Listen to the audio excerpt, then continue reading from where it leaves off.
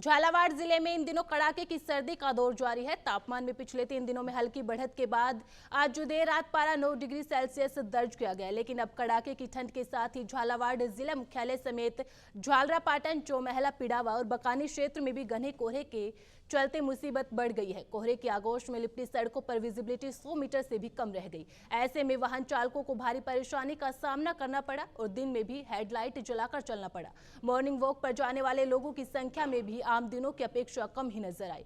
मौसम विशेषज्ञों की माने तो आगामी 2 दिनों में तापमान में और गिरावट दर्ज होगी। ऐसे में आगामी दिनों में आमजन को भारी ठंड का सामना करना पड़ सकता है।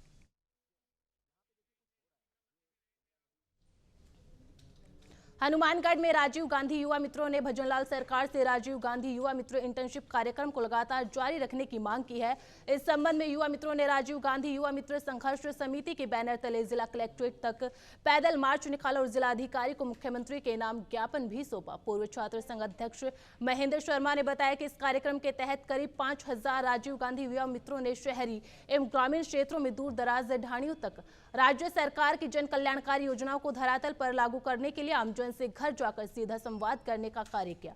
अब उन्होंने सरकार से इंटर्नशिप कार्यक्रम को निरंतर जारी रखते हुए राजीव गांधी युवा मित्रों को पुनः बहाल कर संविदा के कैडर में शामिल करने और किसी भी राजीव गांधी युवा मित्रों को बिना कारण नहीं हटाने की मांग की।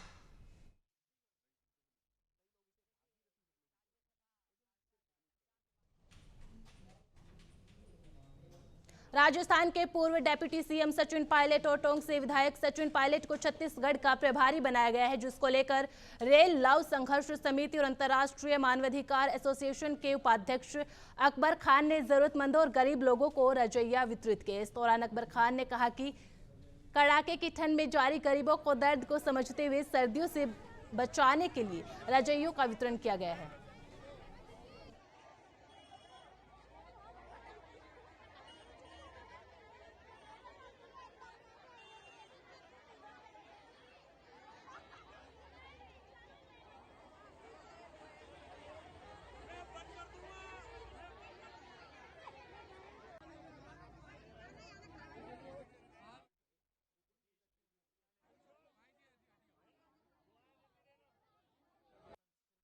आज सर टोंक के अंदर टोंक विधायक सचिन पायलट जी, पूर्व उप मुख्यमंत्री, उनको राष्ट्रीय महासचिव छत्तीसगढ़ का प्रभारी बनाने की खुशी के अंदर आज टोंक के अंदर जरूरतमंदों को रजाइयां वितरित की जा रही हैं। हम लोग रजाइयां वितरित कर रहे हैं। दन्नत लाई पे उन लोगों को रजाइयां बांटी जा रही हैं जो ठंड के अंदर कांप रही हैं, ठंड के अंदर कांप रहे हैं। 2 दिन से रात के अंदर भी हमने दौरा करके जो है यहाँ पर रजाइयां बांटी हैं।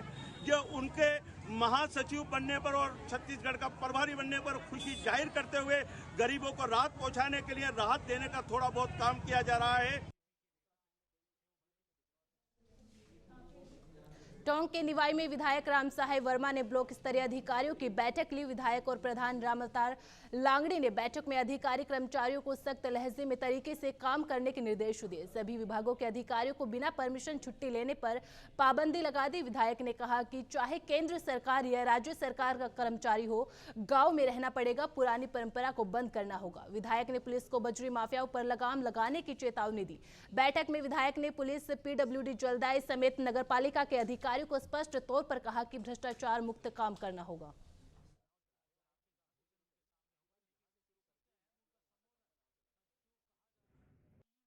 रूटीन की या हर महीने की मीटिंग की प्रक्रिया है। पहले विधायक ने क्यों नहीं रखी है, मुझे तो आश्चर्य हो रहा है, लेकिन वो अधिकारियों के साथ में मीटिंग ले, जो भी अपने समस्याएं उनको बताएं, आम जनता तक फायदा पहुंचे, इसलिए आज अधिकारियों की मीटिंग। सर क्या निर्देश और कम से कम 17 डिपार्टमेंट थे जिनके हेड आए थे। बाद में डिपार्टमेंट वाइज में अलग अलग मीटिंग लूँगा और जो भी जनता के काम होंगे, जनहित के काम होंगे, वो सारे करवाएंगे। सर किस प्रकार के निर्देश आपके द्वारा दिए गए? निर्देश ये अच्छे काम करें। वो कोई भी अपराधी है, अगर मान लो कोई गलत काम कर रहा तो उसका सपोर्ट नहीं करें। खुद SP साहब ने भी कहा, आज हमारी जो VC हुई थी मुख्यमंत्री जी द्वारा, उसमें ये दिशा निर्देश दिए कि अपराध मुक्त राजस्थान होना चाहिए। मोटरसाइकिल अलग गेली रे, जो मोटरसाइकिल अलग गेली चला टकरावला जो अभी ट्रक के सामने जावलो मोटरसाइकिल टकरावेलो तो सब अधिकारी ने बोल दिया वे गेली पकड़ लो और लाइन पर काम करो। सीधी बात है। से सारा अधिकारी ने कह दिया जन हॉस्पिटल में जो आपने जो दुर्दशा जन निभाई की जो कड़ाई नहीं रही तो हॉस्पिटल वाला जो अधिकारी जो उन्हें भी बलार कह दिया सर आज 17-18 विभाग चावन सबने खचाई कर दिया और अभी समझला ठीक जना जब न समझला तो उठे जाओला मेरे उठे करेला काम दूसरा वाला अधिकारी सीधी बात है ऐसे। राजीव गांधी सामान्य चिकित्सालय में एक महिला कर्मचारी ने पीएमओ सुनील चौहान और रक्षक सिक्योरिटी कंपनी के मैनेजर पर प्रताड़ित करने का आरोप लगाया है। महिला कर्मचारी ने बताया कि पीएमओ सुनील चौहान के पर्स चोरी होने पर उन्होंने झूठा आरोप लगाया और मुझे नौकरी से निकलवा दिया। पीड़ित पायल सोनी ने हमारे संवाददाता दीक्षित कुमार से खास बातचीत की।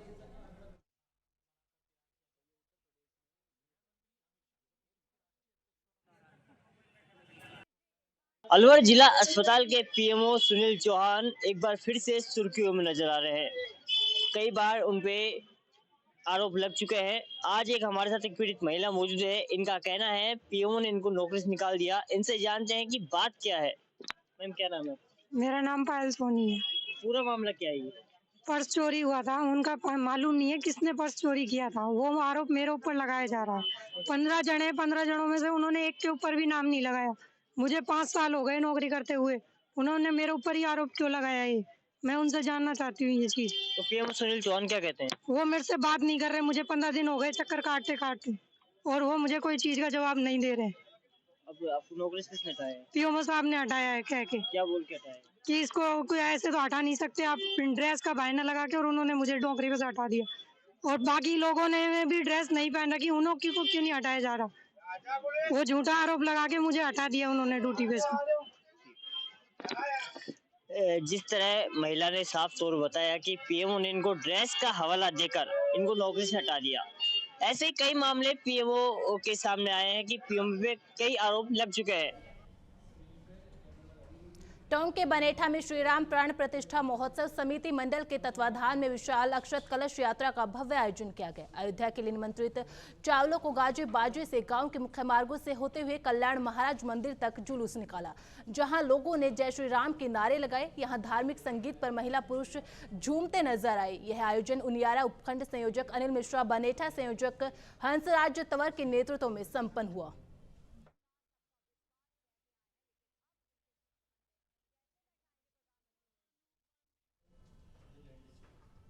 डेग जिले के कामा थाना क्षेत्र के गांव टायरा में साइबर ठग और दुष्कर्म के आरोपी को पकड़ने गई पुलिस पर ग्रामीणों ने हमला कर दिया, जो इसके बाद पुलिस ने साइबर ठगों को तलाशने के लिए एक्शन मोड में नजर आ रही है। कई गांव में साइबर ठगों की दबिश को लिए धरपकड़ अभियान चला रखा है। डीएसपी देशराज कुलदीप के नेतृत्व में पुलिस ने साइबर ठगों के मकान में तोड़फोड़ की।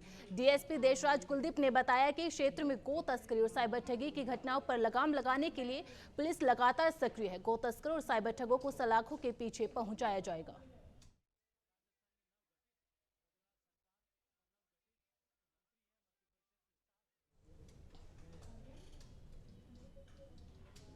अमरनाथ बर्फानी सेवा समिति अलवर ने चारधाम यात्रा 2023 में छठे अलवर भंडारे का समापन हो गया, जिसमें करीब 5000 श्रद्धालुओं ने प्रतिदिन प्रसाद ग्रहण किया। बता दें, 20 हलवाइयों की टीम के द्वारा सुबह चाय नाश्ता दोनों समय की भोजन प्रसादी तैयार की जाती थी। समिति की ओर से 8 से 10 सेवादार वहां पर 4 डिग्री तापमान में रहकर भंडारे की समस्त कार्य व्यवस्था को संभालते थे। अब इस भंडारे के सकुशल संपन्न होने के उपलक्ष्य में हर वर्ष की तरह समिति की ओर से 6 जनवरी 2024 को एक शाम भोले के नाम भामाशाह एवं कार्यकर्ता सम्मान समारोह आयोजित किया जाएगा।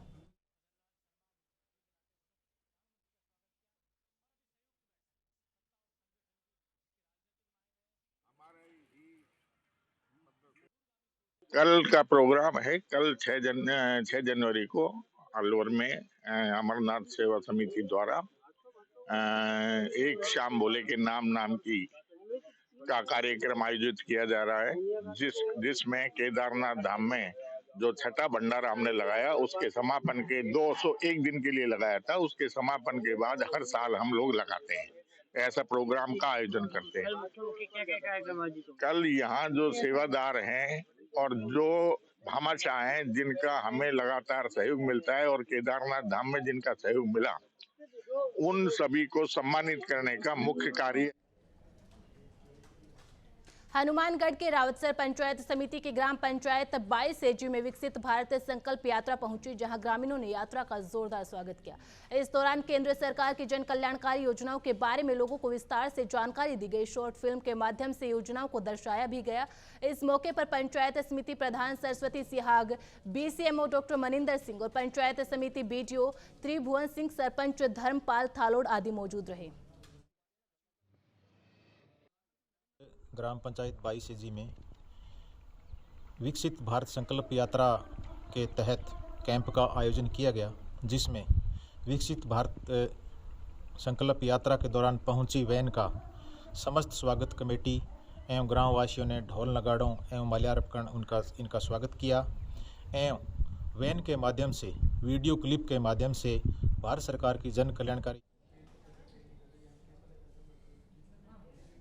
अलवर के खेडली में वार्ड नंबर 18 से महिला पार्षद के 2 बेटों का 3 लोगों के साथ झगड़ा हो गया और ये झगड़ा मारपीट में बदल गया। तीनों युवकों ने पार्षदों के बेटे पर चाकुओं से हमला कर दिया। इस दौरान दोनों बेटों को गंभीर चोटें आई। घायलों को अस्पताल में भर्ती कर दिया और पुलिस मामले की जांच में जुट गई है। खबर राजस्थान के सवाईमाधोपुर जिले की खंडहर तहसील से है, जहां लॉरेंस बिश्नोई गैंग ने श्री कृष्ण कृपाधाम आश्रम के महंत बालकानंद गिरी से 20 करोड़ रुपए की रंगदारी मांगी है। महंत ने पुलिस को बताया कि उसे अननोन नंबर से कई बार कॉल आया तो 20 करोड़ रुपए की रंगदारी मांगी गई और रंगदारी ना देने पर जान से मारने की धमकी भी दी गई। खास बात यह है कि रंगदारी मांगने वाले व्यक्ति ने महंत को पुलिस अधीक्षक, जिला कलेक्टर और सरकार के पास जाने की भी सलाह दे डाली, जो इसके बाद पुलिस अधीक्षक ने आरोपी के खिलाफ FIR दर्ज कर जांच शुरू कर दी है। वहीं महंत बालकानंद गिरी ने मुख्यमंत्री भजनलाल शर्मा से भी मुलाकात की और अपनी परेशानी बताई। आज राजधानी जयपुर में DGIG की कॉन्फ्रेंस हो रही है। जाहिर सी बात है, पूरे देश की नज़र आज गुलाबी नगरी और छोटी काशी कहे जाने वाले जयपुर पर है, जहां पर आज पूरे देश में सुरक्षा व्यवस्था कैसी हो, क्या कुछ सुरक्षा व्यवस्था में आमूलचूल परिवर्तन करना है, गैंगस्टरों से, आतंकवादियों से कैसे निपटना है, उस पर आज जयपुर में चर्चा होने वाली है। प्रधानमंत्री नरेंद्र मोदी और अमित शाह आज इस चर्चा में शामिल होंगे। हम कह सकते हैं कि सिक्योरिटी चीफ अजीत डोभाल भी इसमें होंगे। और कहीं ना कहीं एक विचित्र बात आज की इस आबो हवा में देखने को जो मिली है, जहां देश की सुरक्षा की चर्चा राजधानी जयपुर में हो रही है, तो वहीं एक साधु भी जयपुर में मौजूद है अपनी सुरक्षा को लेकर। बात करेंगे, जानेंगे क्या कुछ पूरा मामला है। हमारे साथ में उज्जैन के जूना अखाड़ा के महंत बालकानंद गिरी जी मौजूद है। श्री माधोपुर से आते हैं। महाराज जी, क्या सारा मामला है और किससे आप सुरक्षा मांग रहे हैं? जी सर, ये क्या है कि हमको 29 तारीख से फ़ोन आ रहा है, उसमें बार बार हमको धमकाया जा रहा है, 20 करोड़ रुपए की फिरौती मांगी जा रही है, नहीं तो जान से मार दिया जाएगा, गोलियों से छलनी कर देंगे, कई अपशब्द भी बोले हैं। उस बात को लेकर के हमने शासन प्रशासन सबके दरवाजे खटखटाए, कहीं किसी का कोई दरवाज़ा हमें खुला हुआ नज़र नहीं आया। लास्ट में हमने अखाड़ा परिषद को ये बात बताई। अखाड़ा परिषद ने हमको आदेश दिया कि आप जाइए और ये बात खबर को दीजिए, खबर दीजिए, आप अपनी न्यूज़ पे दीजिए। उसके आधार पर हम आज चौथा स्तंभ देश का जो न्यूज़ है उसकी शरण लेकर के हमने आज यहाँ आकर के शरण ली है। महाराज जी, आपसे जानना चाहेंगे, आपने कहा शासन प्रशासन तक आपने अपनी बात पहुँचाई, आप मुख्यमंत्री जी से मिले, उन्होंने आपको क्या कुछ कहा? जैसे हम जनता से लाइन में खड़े करके बोल दिया, जो होगा वो देख लेंगे। जी, कोई उचित आश्वासन आपको? नहीं, ऐसा कुछ नहीं बोला उन्होंने। अब जैसा कि आपने बताया, सवाई माधोपुर आश्रम से आप आते हैं, तो धमकी मिलने के बाद में आश्रम की ओर आप गए? हम आश्रम नहीं गए, तब से हम बाहर ही हैं। कहाँ पे आप रहते हैं, कहाँ सोते हैं? गाड़ी में ही हम रहते हैं, गाड़ी में ही हम सोते हैं, गाड़ी में ही हमारा आश्रय लेते हैं। हम गाड़ी घर बना रखा हमने हमारा। धमकी देने वाले ने अपना क्या नाम बताया? ये अपने नाम जो है लॉरेंस बिश्नोई का भांजा सचिन बिश्नोई बता रहा है। जी। उसने क्या कहा कि अगर आप उसकी मांग नहीं मानेंगे तो क्या करेगा? मैं 10 से 15 दिन में आपको गोलियों से भून दूंगा। आपके गोगा मेडी का भी नाम लिया था उन्होंने, गोगा मेडी एक मारा, आपके 10-20 मारे जाएंगे। जी। ये थे हमारे साथ महंत बालकानंद गिरी जी। महाराज, सोचने वाली बात यह है कि राजस्थान में सबसे पहले कन्हैया लाल को धमकी भरा फ़ोन आता है, वो पुलिस से, शासन से, प्रशासन से सुरक्षा की मांग करता है, उसे सुरक्षा नहीं मिलती। अंजाम क्या हुआ आपने सब ने देखा। गोगा मेडी जी की अगर हम बात करें, उनके पास में साल भर से उनको धमकी भरे फ़ोन आते हैं, अलग अलग नंबरों से आते हैं। उन्होंने सुरक्षा की मांग करी, शासन प्रशासन तक वो गए, उनके साथ क्या हुआ ये सब ने देखा। और राजस्थान में अब ये तीसरा मामला है, साधु संत महात्माओं के पास में अब ये धमकी भरे कॉल आ रहे हैं। इन्होंने भी शासन प्रशासन से मदद की गुहार लगाई है। अब देखने वाली बात ये होगी कि राजस्थान में ये तीसरी घटना होगी जहां पर शासन प्रशासन मुस्तैदी नहीं दिखाएगा, या फिर हो सकता है कि अब इस क्रम को रोका जाए और तमाम जो ऐसे लोग हैं उन्हें सख्त से सख्त सज़ा मिले, ताकि इस प्रकार की धमकी, इस प्रकार के हम कह सकते हैं डराने धमकाने वाले कॉल फिर किसी के पास ना जाए। सहयोगी कैमरामैन अजय के साथ उमंग माथुर, नवतेज टीवी, जयपुर। बीजेपी के प्रदेश उपाध्यक्ष मुकेश दाधीच ने कल अपना जन्म दिवस मनाया। आपको बता दें कि हर वर्ष की भांति देवी मां के मंदिर में मुकेश दाधीच ने अपने तमाम निकट संबंधियों और समर्थकों के साथ विधिवत तरीके से सबसे पहले माता रानी की पूजा अर्चना की। पीएम मोदी के जयपुर आगमन पर मीडिया कर्मियों से बातचीत करते हुए मुकेश दाधीच ने कहा कि सभी कार्यकर्ताओं का सौभाग्य है कि पीएम मोदी राजस्थान भर के समस्त बीजेपी कार्यकर्ताओं से बातचीत करेंगे और 2024 की क्या कुछ रणनीति रहेगी उसके बारे में विस्तार से भी चर्चा की जाएगी।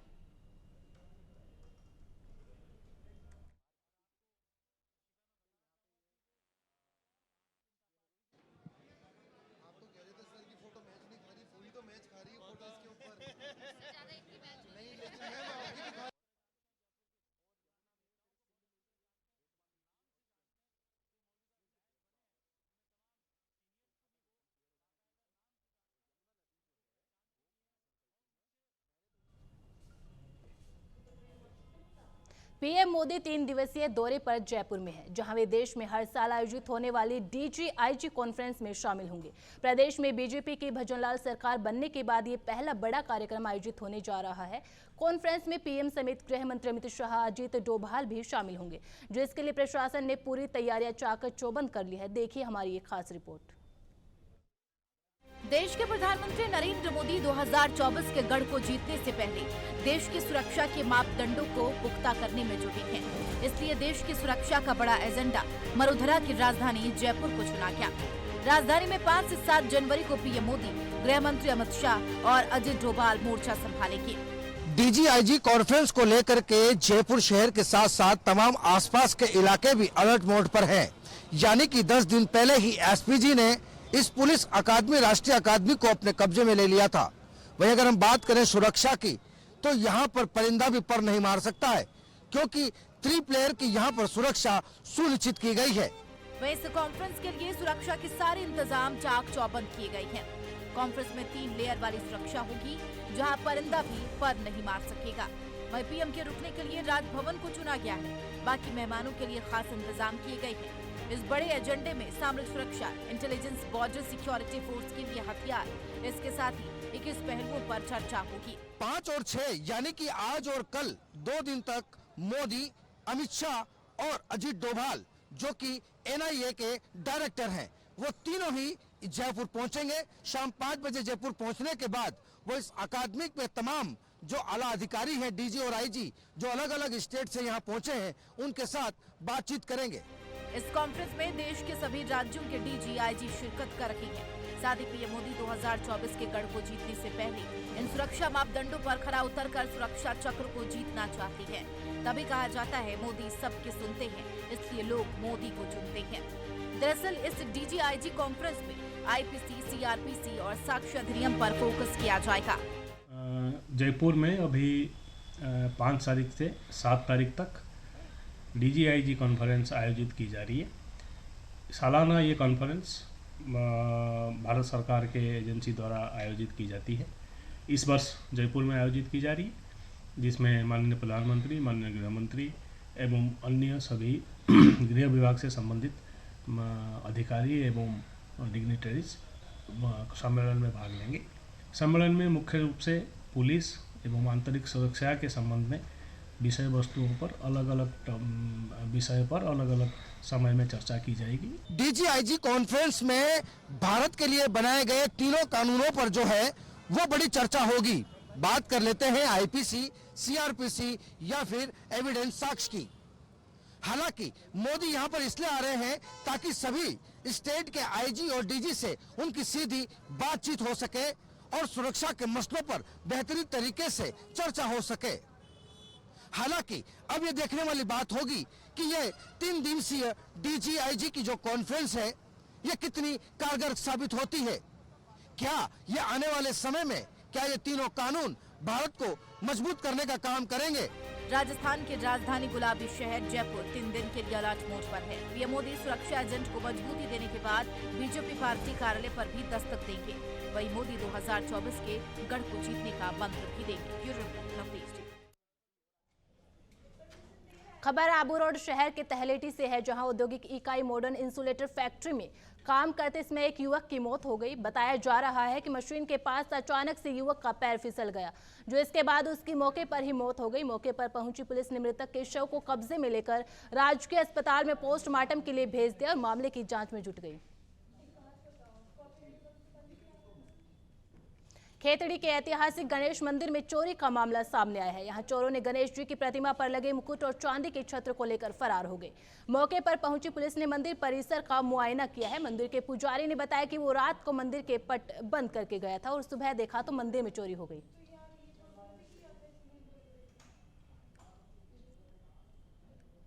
अलवर टेल्को सर्किल स्थित बिजली विभाग के सहायक अभियंता कार्यालय में बिजली के 6 ट्रांसफार्मर चोरी होने का मामला सामने आया, जिस पर सहायक अभियंता कैलाश वर्मा ने अज्ञात चोरों के खिलाफ सदर थाने में ट्रांसफार्मर चोरी होने का मामला दर्ज कराया है, जो इसकी कीमत 3,28,000 रुपए बताई जा रही है। मौके पर पहुंची पुलिस ने घटनास्थल का जायजा लिया और चोरों की तलाश में जुटी। अभियंता के पद पर A5 में कार्यरत हूँ। कैलाश वर्मा मेरा नाम है। 3 तारीख को रात्रि में अज्ञात चोरों के द्वारा यहाँ हमारे बैक साइड स्टोर का बाड़ा है, पीछे सिविल वर्क चल रहा है, उसकी मतलब बिल्कुल ओपन है वो। तो रात्रि में अज्ञात चोरों के द्वारा 6 ट्रांसफार्मर, जिसमें से 3 तो फेल ट्रांसफार्मर थे, 3 रिपेयर जीपी रिपेयर। अलवर में इन दिनों बाइक चोरी की घटनाएं थमने का नाम नहीं ले रही है। चोर आए दिन वाहनों की चोरी करने की घटनाओं को अंजाम देने में लगे हुए हैं। ऐसा ही मामला पूर्व कैबिनेट मंत्री टीकाराम जूली के कार्यालय के पास का है, जहां चोरों ने एक होटल के बाहर कर्मचारियों की बाइक को निशाना बनाया। बाइक चोरी की वारदात सीसीटीवी में कैद हो गई। घटना को लेकर पीड़ित ने अरावली विहार थाना पुलिस को शिकायत दी है और पुलिस सीसीटीवी कैमरे के आधार पर बाइक चोरों की तलाश में जुटी है।